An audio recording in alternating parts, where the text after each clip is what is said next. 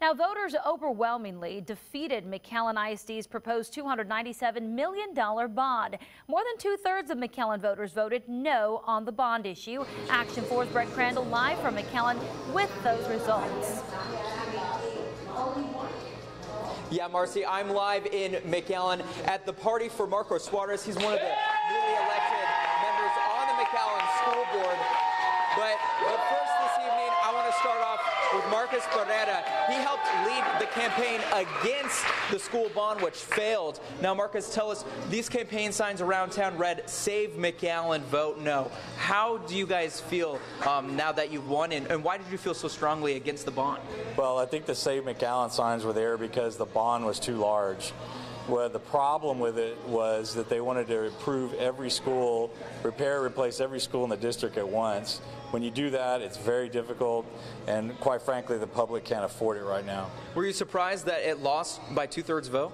I thought we were going to win the no vote, that they were going to vote against, but I didn't think it was going to be so large. 70-30 is huge, and I think that's the public is speaking and saying you can't tax us and give us the largest bond in South Texas history and expect dissent not to be there. No, I spoke with a lot of members of the public who tell me they agree that there's a lot of need to improve these schools across the district, but it was just too much money. So where do you go from here? Well, I think what happens is that you go back to the school district and tell them, and now we'll have 3 new school board members. And I think what happens is we'll go back and work on a master plan to redo schools in a logical order and in smaller bites that the public can afford.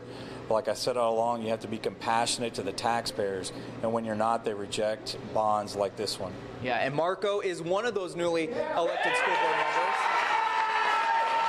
So Marco, tell me, where do you go from here? Obviously, there's a need to fix some schools in the district, but the voters don't want to spend all that money. No doubt. There's a lot of data that's being collected, and McAllen has always come together as a community. There's no doubt that we as a school board member and as a community will come back together and we'll fix our schools. No doubt in my mind.